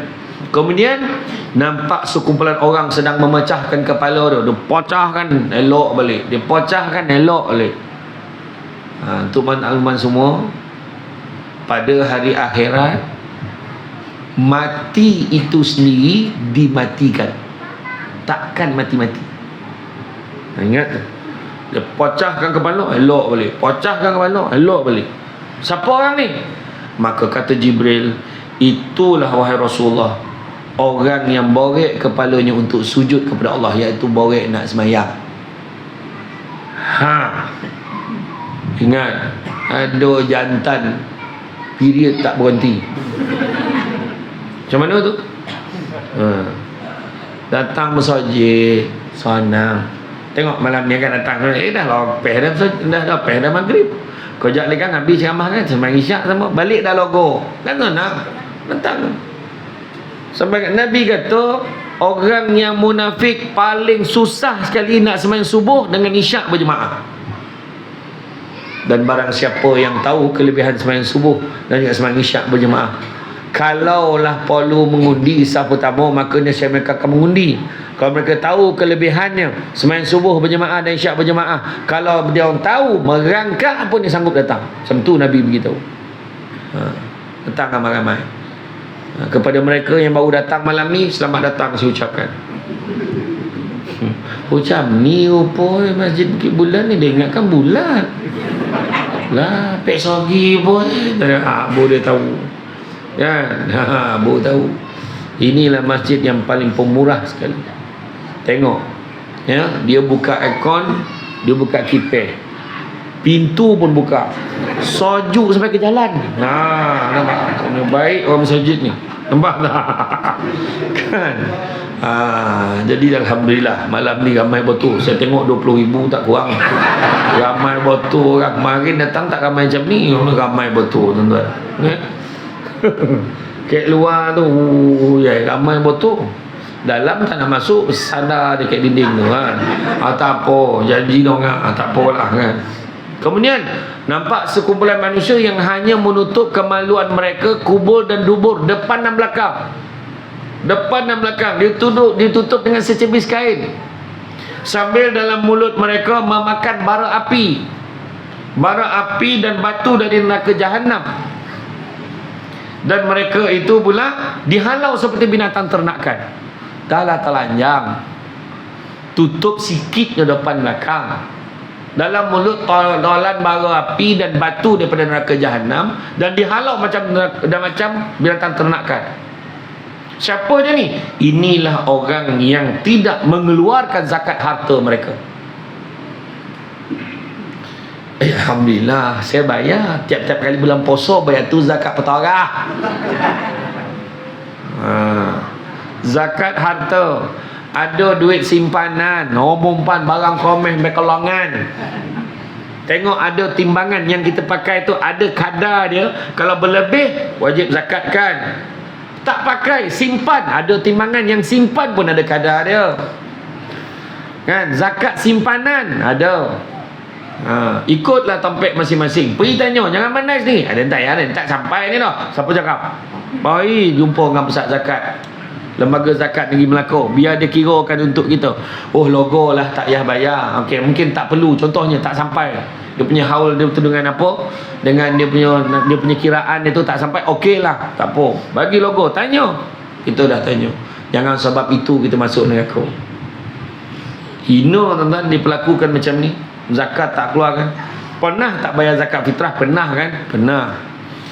Baru ni ada kecoh lah, orang tanya pasal zakat fitrah ni. Dia kata tak sah. Dia kata kalau anak dia tu dah bekerja, ayah dia bayarkan zakat dia. Tak boleh, dia kena bayar sendiri. Ada orang jangan bertikaikan sekarang ni. Boleh, tak ada masalah pun. Yang penting dibayar. Kadang ayah tu dah biasa bayar, tak apalah dia bayar juga. Anak perempuan apa anak perempuan dia tu dah kerja, dia bayarkan juga. Boleh, tak ada masalah. Yang penting bayar. Itu dia. Tapi sebaik-baiknya dah kerja, bayarlah sendiri. Sebaik-baik dia. Ada seorang nak tanya, saya kampung saya Bukit Bulat, Lalu Gajah. Saya kerja ke Kelumpur. Ke mana elok saya yang afdal lah bayar zakat? Saya khabar lah kat Kelumpur, kat mana tempat kita kerja. Lah, tak boleh kau bayar kat Bukit Bulat. Tadi kau tanya apa? Tu semua nak kena sengkelet kepala tu. Kau tanya mana yang afdal, aku jawab lah. Tak boleh kau bayar kat Bukit Bulat. Boleh, bayarlah seketika lah. Kau tanya tadi yang afdal lah kat mana? Yang paling baik kat mana? Kat tempat cari rezeki. Faham? Payah betul. Semua nak tanya. Ada itu tanya, Ustaz, kalau saya semayang kan, sebelum saya dah ambil wudu kan, saya dah ambil wudu, lepas tu sebelum semayang suami saya cium saya. Macam mana Ustaz, batal tak wudu saya? Dia tanya. Saya khabar kau tak ada time lain kau nak bercium. Bayar pun. Memanglah batal. Kau tak boleh tunggu lepas semayang kan? La ilah tahu betul lah. Aduh, geram dah la ilaha illallah. Macam mana nak jawab? Kan? Polik-polik soalan tanya. Apa hukum tiup lilin atas kek dia? Mana? Payahlah lilin-lilin tak ada buat bono sama tu. Umur 80 tahun, 80 batang lilin tu. Tak sampai habis tiup langsung mati. Banyak orang nak habis tak samput macam mana? Ustaz, kalau kita tengah cat dinding tu, tengah cat dinding tu baru perasan yang berus cat tu diperbuat daripada bulu bab satu. Babi lah aku tak faham. Payah warna orang cakap lah elok dia pakai bulu babi tu kan. Dia tengok tulisan tu, dia tu lah, dia rupanya diperbuat daripada bulu bab satu. Adakah saya kena kikih balik cat tu? Lah, tak payah, buang je brus tu, tukar brus lain. Lain dah kalau kau ambil babi tu betul cat macam ni, tak payah mana. Pegam pula. Dia jawab macam tu lah. Macam ni orang tanya kan. Kadang ada orang saya tapik, saya jawab mana. Polik-polik soalan dia kan. Macam tu lah. Kemudian nampak pula sekumpulan satu kaum lelaki dan perempuan memakan daging mentah yang busuk, sedangkan daging yang elok dah siap masak dokek dengan dia tak makan. Siapa dia ni? Inilah orang yang melakukan zina, sedangkan lelaki dan perempuan itu masing-masing mempunyai suami dan mempunyai isteri. Ino tuan-tuan. Busuk makan, menangis makan, menangis. Digambarkan hina betul, jijik, muntah, makan lagi. Elok, makan lagi. Macam itulah keadaan dia. Layanlah, bini dah ada. Pergi cari pusat urut refleksologi kat Ikroh tu pecer. Orang perempuan tu sebab jago-jago. Sakitlah belakang abang ni. Mabui tu. Poi, macam mana bang? Jam ambil lah minyak panas sikit kau jap. Apa lama nak? Panas minyak. Tengok minyak masak ambil kilo tu. Marah dah habis minyak tak ada. So bikin minyak tak beli. Dia kata kena picit. Picit. Orang lelaki pun sama. Nampak bini tengah lipet kain, belakang zoom, bini ada bini dia cakap, abang tak payah, abang pun ponek, sian abang. Tak ada apalah, sian bini abang ni banyak kojo pada pagi. Nampak? Kan elok tu. Ada perempuan tu marah dia lelaki bicik belakang dengan bipek kain. Yang ada. Salah kau membicik belakang kau. Saya bukan tak kona bang. Picit 5 minit mula berubah niat tu. Yang faham, tak faham sudah. Wah, kau budak-budak galak faham. Wih, bahayalah budak ni, suruh dia keluar. Doi pula faham. Kemudian lelaki yang berenang dalam sungai darah. Sungai darah dan juga apa? Dan dilontarkan batu kepada mereka. Kata Jibril, itulah orang yang makan riba. Kemudian nampak pula lelaki menghimpunkan seberkas kayu. Tak terbawa ni. Dia himpun berkas kayu, ambil tak terbawa. Minta lagi berkas kayu yang lain. Lagi. Minta lagi. Siapa dia ni? Orang yang tak terbawa dengan jawatan amanah yang dia ada. Minta lagi jawatan lain. Jangan minta jawatan. Poning. Boleh lagi ni. Batuk lagi banyak daripada bercakap. Nak lagi. Sudah-sudahlah. Macam tu. Yang faham. Kan? Ingat jawatan ni kalau kita jangan minta. Tapi kalau dipilih, amanah. Itu kan. Bukan senang tuan-tuan. Tuan-tuan besok beli akhirat, kalau tuan-tuan tak ada jawatan, memang tuan-tuan tak dapat lah. Katalah, kenapa lah aku tak dapat jawatan tu. Tapi tiba orang lain dapat. Jangan macam hati, tak apa. Akhirat so, ya Allah syukurnya aku tak ada jawatan. Yang tu je. Buat tu. Jawatan yang sedia ada sebagai CEO rumah tangga pun tak elok. Oleh berong-berong, sengit-sengit jalan ni macam mana? Betul tak? Jago. Orang yang tak terbawa amanah tu minta lagi. Lepas tu banggalah orang. Aku ni, itulah banyak baju aku pakai ni, jawatan aku ni. Ketua kampung aku, pengusi KRT aku, ketua lorong aku, ahli lembaga pelawat hospital pun aku dalam peladang pun aku, dalam ni pun. Hai, banyak betul jawatan kau. Aku sampai sekarang masih lagi jadi YDP PIBG. Anak ada 30 tahun tak sekolah tu. Dia masih lagi ada contoh lah. Tapi kalau memang dah dipilih sebab tak ada orang, itulah yang ada anggaplah sebagai satu amanah.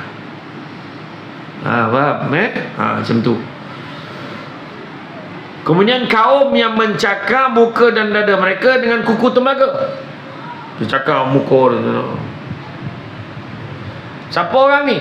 Inilah orang yang memakan daging manusia, mengumpat dan menjatuhkan maruah orang, mencela, menghina orang. Kemudian orang yang menggunting lidah dan bibir mereka. Gunting lidah, gunting bibir, berdarah-darah, menangis, sakit. Dua gunting, elok. Gunting, berdarah, elok balik. Pap, jatuh, gunting lagi. Berdarah-darah. Siapa? Inilah orang yang suka membuat fitnah dan mengatakan sesuatu yang dia sendiri tidak melakukannya. Fitnah satu hal. Dia cakap, akulah kalau jadi dia lah, ada duit banyak tu, dah lama aku pergi Makkah, dia ada duit tak pernah pergi. Itu macam antaranya lah. Kan? Daripada kau baik tu baik kau sedekah, dia satu sen pun tak sedekah. Contoh. Cakap satu perkara, dia sendiri tak buat. Faham tak? Ya tuan-tuan. Ramai sekali. Saya dah cek dah, tiap Bukit Bulat tak ada tempat lain. Macam tu. Nampak seekor lembu jantan yang keluar daripada lubang yang sempit, tapi dia nak masuk balik dalam lubang yang sama, tak dapat. Inilah orang yang gamar cakap besar, belagak, dan akhirnya menyesali, tapi sudah terlambat. Kan kita selalu tengok drama tu, apa? Yang gemar lah kan, bercakap besar, belagak, cari hana benar, apa, hati tercari luka. Apa tajuk drama tu? Yang sekarang yang Adi Putra tu apa tajuk drama? Yalah, nyampah lah, orang tengok lah dia kan, tak kisahlah kan. Tapi dia gemar. Kan kita tengok drama tu, orang tu belagak, sampai sudah ni hujung tu menyesal, anak pula yang buat hal. Dia tu asyik cakap anak orang, yang cakap ni, sudah dia yang kono. Ambil pengajaran. Tu cerita. Kemudian nampak seorang perempuan tua, seorang perempuan datang dengan dulang yang penuh dengan barang perhiasan. Nabi tidak mempedulikannya. Jika Nabi memberikan perhatian kepadanya, nescaya umat Islam akan mengutamakan dunia daripada akhirat. Kemudian nampak pula seorang perempuan tua duduk di tengah jalan dan menyuruh Rasulullah berhenti. Tapi Rasulullah SAW tidak mempedulikannya. Kata Jibril, itulah orang yang mensia-siakan umurnya sampai ke tua. Kemudian nampak pula seorang perempuan tua, bongkok 3, bongkok betul-betul, menahan-nahan Nabi. Nabi pun buat tak reti dengannya. Kata Jibril, itulah dunia. Dah tua sangat dah dunia ni, kata Jibril, tunggu masa nak kiamat. Kalau zaman Nabi dulu dunia dah tua, zaman sekarang lebih lagi. Kita tengok betapa buta dan tuli orang Israel tu, yang Zionis tu mengojokkan orang Islam pun kita pelik tu tanda-tanda dah. Hilang dah peri kemanusiaan. Kok binatang pun lah faham dah. Oh, tak buat dia dah ni. Ni lagi teruk tu dah. Benar. Banyak tanda-tanda akhir zaman. Nabi bagi tahu dah tanda akhir zaman banyak. Seorang ibu melahirkan tuannya. Tu dah ada belum? Dah ramai. Dia lahirkan anak pula, bila ada cucu, suruh mak jaga anak ni, saya bagi duit 500 sebulan. Tak apalah tu, sound tak cukup ke saya bagi sama ni? Kan saya dah bagi duit dia tu. Wah, kau jadi tuan ke mak kau. Yang patutnya cakap, mak, terima kasih mak, ya tolong jaga anak saya tahu yang saya bayar ni mak tak memadai pun. Dengan jasa baik mak bagi, mak anggaplah ni satu hadiah ya. Bukan upah mak, tak, saya tak layak pun bagi upah ke mak. Mak saya. Contoh. Saya pernah tanya mak saya, mak, boleh tak tolong jaga anak? Mak saya jawab apa? Ponek jaga kau, nak jaga anak kau lah. Kau jaga lah sendirian. Kau mak saja. Macam tu ya. Mak saya dah sound tapak dah tapek dah. Dia ada pergi ngaji mau. Payah kata, yalah. Ya. Tapi ada anak saya, seorang itu dia jaga. Sebab anak saya masa tu kena perhatikan betul-betul. Sebab dia gambar tu cokik. Masa tu selalu napeh kan. Cokik dah bosai, elok bosai. Dengan napeh pun kembang kali elok macam tu. Masa kecil tu lah. Ya, lepas itu tanda akhir zaman lagi apa? Memberikan urusan umum kepada mereka yang bodoh. Banyaklah, banyak. Urusan umum bagi orang yang tak pandai, tak cerdik jaga benda tu. Banyak hari ni. Contohlah, bendahari persatuan bagi orang yang tak pandai ngira, kan gila. Konolah bagi bendahari orang yang pandai kira. Yang pandai kira amanah pun ada. Kita kena cari orang macam tu. Ni orang bodoh bagi kerja. Macam mana? Contoh macam saya, latar belakang saya background undang-undang. Banyak macam-macam undang-undang. Kau bagi aku menteri kesenian, memang tak kono lah Cik Montori itu sebut kan. Contoh lah, contoh, tak kono tuan-tuan. Kan nah. Tengoklah backgroundnya kono macam tu. Apa lagi tanda akhir zaman? Lahir-lahir senapang, dah besar jadi perempuan. Banyak jadi tu. Hello kat KLIA tu pakai jubah sampai depan Kaabah pakai telokong bahala. Tapi bukan orang Malaysia, orang Thailand ke orang Australia macam tu lah. Yang faham tak faham sudah kan. Kemudian Nabi sampai di Masjidil Aqsa, Nabi turun, Nabi masuk ke dalam Masjidil Aqsa, mengimamkan solat sunat 2 rakaat, yang mana makmumnya adalah keseluruhan segala nabi-nabi dan rasul menjadi makmum di belakang. Hebat Nabi kita. Ya. Itu yang masa cerita tu. Kalau betul lah kau tahu Masjidil Aqsa, macam mana rupa Masjidil Aqsa tu, dipanggil lah ukhuwah masa tu yang pernah duduk dekat sana. Betul kau rupa Masjidil Aqsa macam ni? Nabi pun cerita macam ni, kubah macam ni, warna dia macam ni, lebih kuat. Betul lah dia cakap. Tentu. Kerana Nabi tak menipu. Kan? Dan setelah tu Nabi keluar, Nabi terasa dahaga, maka Jibril bagi 2 bekas. Satu bekas berisi arak, satu bekas berisi susu. So kau nak minum yang mana? Nabi pilih susu. Nabi buat pilihan yang tepat. Kata Jibril, kalau Nabi pilih arak, nescaya ramailah umat Islam yang akan sesat. Tapi Nabi pilih susu. Jadi minum susu sunnah Nabi. Macam ada setengah orang dia dah lama putus susu. Minum kopi macam saya lah, adik-beradik saya, mak saya dengan anak-anak saya kan, dia kopi O, SKP O. Tapi saya boleh. Kalau susu lembu tak boleh, dia jadi paut tu jadi sabu, sonak. Tapi kalau susu kambing tak apa, sebab dia tak ada asid. Siapa yang cuba minum susu kambing. Tapi jangan susu kambing yang betul-betul mungkin bulat yang parah tu, itu minum memang hitam. Tak terdayu bau dah kan. Saya pun tak boleh minum tu dah. Ambil yang susu. Itu cerita lain lah. Kemudian Nabi mulakan perjalanannya Mi'raj, menaiki pula, naik tangga, naik ke Hadratul Qudus. Satu pintu. Saya copetkan sikit. Naik langit yang pertama, jumpa kemudian tangga pertama jumpa Nabi Adam AS, yang kemudian dapat melihat rupa orang yang makan riba dan makan harta anak yatim, macam mana keadaannya, ya Allah. Kemudian nampak pula orang yang berzina dan rupa dan kelakuannya sangat buruk dan hina, yang mana penzina lelaki tergantung pada susu penzina wanita. Hina betul, malu, semua tengok nampak, apa hal tu. Jangan. Di tangga kedua, Nabi Muhammad dan Jibril naik ke tangga yang kedua, bertemu Nabi Isa AS dan Nabi Yahya AS. Naik langit ketiga, jumpa dengan Nabi Yusuf AS. Naik tangga keempat, jumpa dengan Nabi Idris AS. Tangga kelima, bertemu dengan Nabi Harun AS yang dikelilingi oleh kaumnya Bani Israel. Naik pula tangga ke-6, bertemu dengan Nabi-Nabi dan seterusnya Nabi Musa AS. Nabi Musa beritahu, wahai Muhammad, kau angkat kepala kau, cuba kau tengok. Maka dia nampaklah 70,000 umat dia yang masuk syurga tanpa hisap. 70,000 tu bukan setakat itu. Setiap seorang daripada 70,000 tu bawa 70,000 lagi.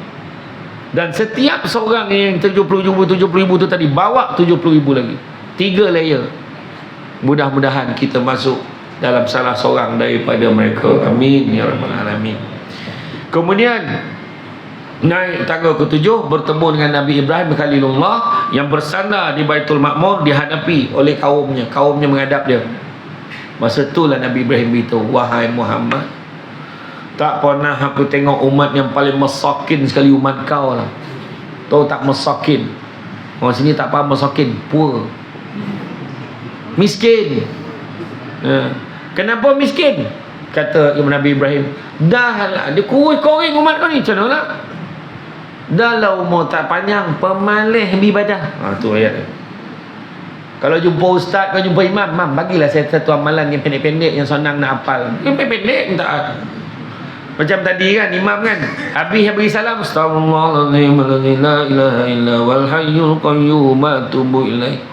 Astaghfirullahaladzim la ilaha illa wal hayyul qayyum atubu ilaih. Berapa kali dia buat?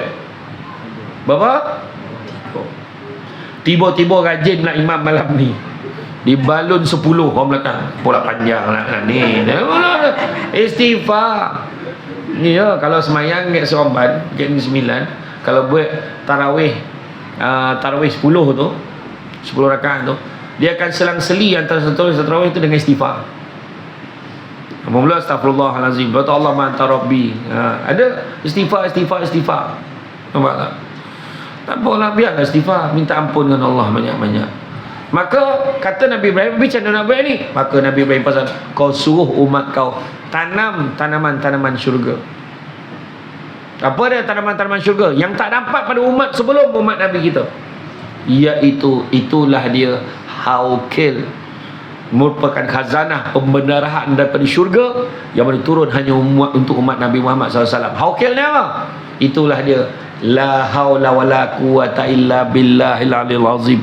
Itu sebab jangan tinggal setiap kali lepas salat, la haula wala quwata illa billahil aliyil azim.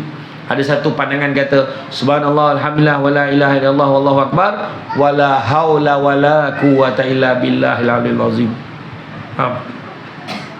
Ini tunggu terperanjat baru baca la haula wala. Masa bila balik tak habislah baca itu. La haula wala itu yang bunyi orang seorang wala pula. Baca betul-betul. Kan? Kemudian amalkan tu Nabi Ibrahim dah bagi tu. Kemudian sampai ke tangga ke-8, di sini disebut Al-Kursi, berbetulan dengan dahan pokok Sidratul Muntaha. Nabi menyaksikan pelbagai keajaiban, nampak sungai yang sungai air tak berubah, sungai susu, sungai arak, sungai madu lebah, buah, daun, batang, dahannya berubah-ubah warna, cantik sangat. Masuk tangga ke-9, berbetulan dengan pucuk pokok Sidratul Muntaha, di dalam nur dan naik ke mustawa dan syarirul aklam, lalu dapat melihat seorang lelaki yang gaib dalam nur arasy Allah ni, iaitu lelaki. Siapa dia ni yang hebat ni, yang dia nampak lelaki yang sampai hilang dalam nur arasy Allah ni? Siapa dia ni?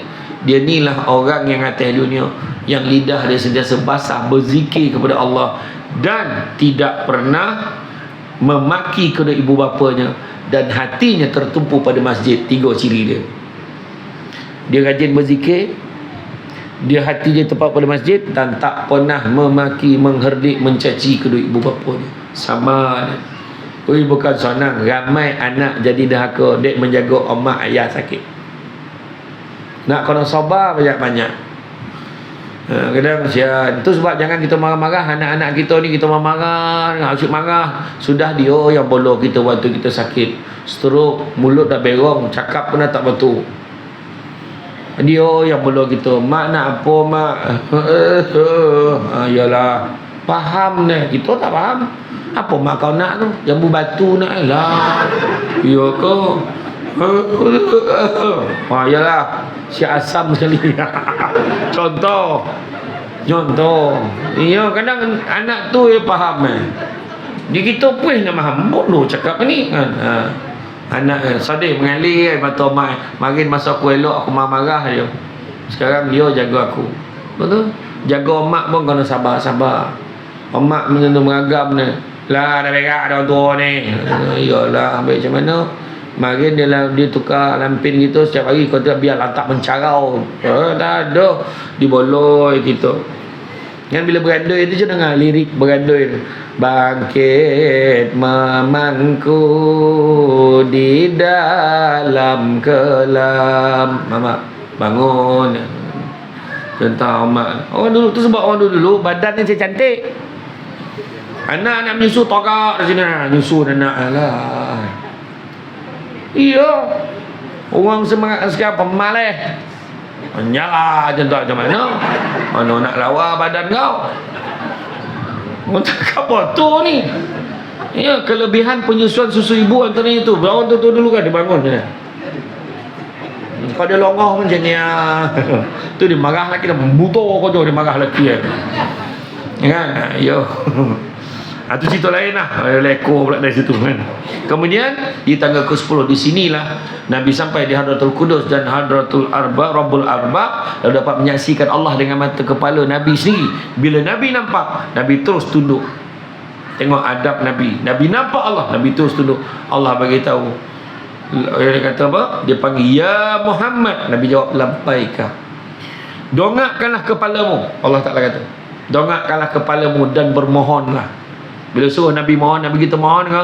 Nabi kita cakap, wahai Tuhanku, kau ambil Ibrahim sebagai khalil, kau berikan dia kerajaan yang besar, kau berikan Daud dapat kerajaan yang besar dan dapat melembutkan besi, kau berikan juga kepada Sulaiman yang tidak kau berikan kepada sesiapa pun, memudahkan dia Sulaiman menguasai jin, manusia, syaitan dan angin. Kau ajarkan juga, kau ajarkan Isa, Taurat dan Injil dengan izinmu, dia dapat menyembuhkan orang buta, orang sopak dan menghidupkan orang yang mati. Dan kau lindungi dia dan ibunya daripada syaitan. Sudah Nabi ni dicerita kelebihan apa yang Allah dah bagi, kau dah bagi dekat dia ni, dah bagi kat nabi-nabi lain. Maknanya Allah Maha mengetahui Nabi kita ni sopan, dia tak hokap, dia minta kalau boleh lah nak macam ni tak. Sebab Nabi serah pada Allah untuk bagi apa yang terbaik. Tu maksud Nabi. Maka tu Allah Ta'ala sebut yang kita cerita di awal tadi, wahai Muhammad, aku angkat kau sebagai kekasihku, aku perkenankan kau sebagai penyampai berita dan amaran buat umatmu. Kenapa berita gembira? Sebab Nabi dah tengok dalam syurga macam mana, Nabi tengok dalam neraka macam mana. Bagi amaran, sebab Nabi kita dah dapat hari ni, kita dapat cerita ni sebab Nabi melalui perjalanan tu dan Nabi kongsikan sampai ke hari ni kita dengar cerita tu. Soalan bocor, dah tahu orang tak semayang macam mana, orang tak bayar zakat macam mana, orang berzina macam mana. Dengan tahap itu dah dapat soalan bocor. Macam budak SPM dapat soalan bocor tapi tak boleh jawab soalan rugi ke tak rugi, bapa rugi contoh ayat tahu tak? Macam itulah kita dah tahu sekarang ni, dah diberi peringatan Beri peringatan. Ingat dalam neraka ada neraka jahanam, neraka sa'ir, neraka kan kita tengok kan. Neraka sa'ir tu apa? Neraka sa'ir salah satu pintu neraka sa'ir dikhususkan untuk orang yang dah diberi peringatan tapi dia tak berubah. Besok dia akan masuk dalam neraka. Macam mana kan? Dah ada dalam TikTok pun dah dongak, dalam YouTube dah dongak. Macam tu begar. Onda koma, jangan lawan laki kau, jangan lawan laki kau. Kau reli, pahala ate homa. Semangatlah semana. Kek Melaka. Panglima Bukit Bulat nama. Macam tu. Ui, pantang tu melawan jangan. Kan? Dah diberi. Kemudian Allah Taala beritahu apa? Aku buka dadamu dan buangkan dosamu. Nabi tak ada dosa. Aku jadikan umatmu sebagai sebaik-baik umat. Alamak. Kita sebaik-baik umat. Biar betul. Bercakap ekojo sebaik-baik je. Bergaduh tu sebab saya kata tolak ke tepi politik. Dekat masjid, dekat rumah ibadah, tolak tepi. Bermasyarakatlah macam biasa. Besok time pilihan raya kau pangkah lah apa kau nak pangkah. Tapi jangan bergaduh. Ya. Balik daripada nak pilihan raya tu jangan bergaduh-gaduh pula. Apa perasaan kau dah kalahan lah. Kau cari pasal nama tu. Jangan, ya. Kemudian aku beri keutamaan dan keistimewaan kepadamu pada hari kiamat. Aku kurniakan 7 ayat surah Al-Fatihah tidak aku kurniakan kepada sesiapa sebelummu. Aku berikan ayat-ayat akhir di surah Al-Baqarah sebagai satu pembenaran di bawah arash. Ayat kursi hujung tu.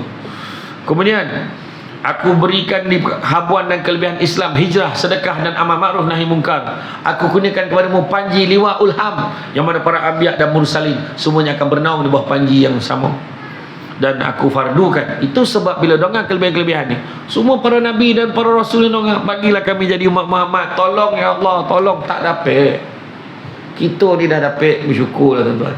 Dan aku fardukan ke atasmu dan umatmu salat 50 waktu.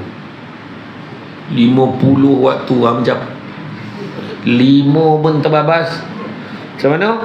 50 waktu. Maka turunlah Nabi balik semula. Dah turun sampai jumpa Nabi Musa. Jumpa Nabi Musa tanya, "Macam mana semayang kau? Berapa rakaat? Berapa waktu?" 50. Hui, banyak tu. Baik kau naik balik.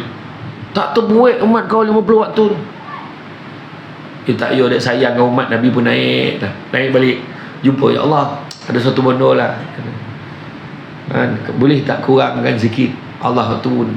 Tolak 5, jadi 45. Turun bawah Nabi Musa. Banyak itu, baik kau naik. 9 kali turun naik.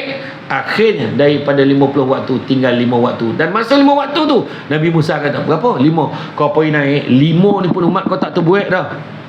Tapi Nabi kita jawab, dah tak ada muka dah aku ni nak minta. Malu mana dah. Dah berapa kali? 9 kali aku tu naik dah. Biarlah 5 lah. Dengan wajah yang hampa Nabi Musa kata, percayalah 5 ni pun berat untuk umatmu, kata Nabi Musa. Sebenarnya ada orang mungkin share, ada orang mungkin tak share, tapi saya share. Salah ada pandangan menyatakan salah satu sebab kenapa Nabi Musa beryoyo suruh Nabi naik, turun minta kurang. Sebab beza Nabi Musa dengan Nabi kita. Nabi kita dapat bertemu dengan Allah, bercakap dan tengok Allah. Tapi Nabi Musa dapat berdialog terus dengan Allah, tapi tak pernah dapat memandang wajah Allah. Itu sebab dia seronok sangat bila tengok Nabi kita tu, cahaya, cantik betul muka Nabi tu. Kau naiklah lagi, kau naik. Itu sebenarnya salah satu daripada alasan kenapa suruh Nabi kita naik. Itu pun ada yang cakap tu, Nabi patut kena naik selagi tu. Itu akal kau tak nak semayang tu. 5 tu kalau naik kan senang, tak payah semayang. Ada lah macam tu. Ada tu. 5 tu buat lah tuan-tuan. Nabi dah minta banyak kali dah tu. Bersyukurlah tuan-tuan. Jadi tuan-tuan dan puan sekalian, peristiwa Isra' dan Mi'raj ni, beberapa pengajaran kita kena ambil. Pertama, Baitul Maqdis adalah harta umat Islam. Quran sebagai bukti. Minal Masjidil Haram ilal Masjidil Aqsa. Nabi datang, Nabi semayang di sana, para nabi dan para rasul bersolat di sana. Ini milik umat Islam. Satu. Kedua, mengakui kebesaran Allah dan kehebatan kerajaannya. Sebab benda yang mustahil itu tidak ada yang mustahil bagi Allah. Allah Ta'ala kata kun fayakun, jadi jadilah. Siapa sangka? dalam kita elok-elok tiba-tiba PKP, tak pernah orang terbayang. Siapa sangka dia elok, tiba-tiba disebabkan PKP COVID-19. Oh, tak faham dia COVID-19, COVID-19. Oh, baru dia faham. Ramai yang terkorban. Apa sangka? Orang yang ada kerja besar tiba-tiba hilang pekerjaan. Bayangkan. Ada seorang kawan saya, anak dia interview untuk jadi pilot. Pilot ada satu syarikat. Alhamdulillah dapat kerja, dia pun berhenti kerja, besok nak bertugas COVID-19. PKP. Hilang kerja 3 bulan, 4 bulan, setahun, 2 tahun tak ada kerja. Dah berhenti lah tempat kerja lama. Tu dia. Kemudian apa? Kepentingan solat fardu, solat 5 waktu. Ingat. Kemudian menjauhi perkara mungkar yang dilarang, sebab dah diberitahu apa akibatnya kalau kita buat. Galakkan untuk sentiasa meminta kepada Allah. Dan kita tahu tahun Nabi, yang masa Nabi peristiwa Isra Mi'raj ni merupakan tahun kesedihan. Maka salah satu pengubat hati Nabi yang jiwanya orang kata sedih dan lara itu, maka dijemput bertemu dengan Allah. Maka kalau kita ada masalah, ada kesedihan, jangan lupa mengadu kepada Allah Subhanahu wa taala. Jadi tuan-tuan dan puan-puan sekalian, saya faham cara pandang mata tu, saya faham. Pandang macamnya muka tak berubah tu, kalau saya sambung bimbang berlaku masalah-masalah yang tak dapat dielakkan. Jadi saya tidak akan berhasrat untuk memanjangkan ceramah saya, cukuplah sekadar itu. Lagipun makanan dah sedia. Ya ke? Ya, makanan dah ready, jadi makro ceramah dah lama. Jadi tuan-tuan dan muslimin, penting sekali kita ingat kepentingan yang paling besar sekali, hikmah daripada Isra Mi'raj ni, salat. Amalan yang pertama Allah Ta'ala katanya salat. Bayangkan, tengok bila Nabi memulakan, Nabi semayang seorang.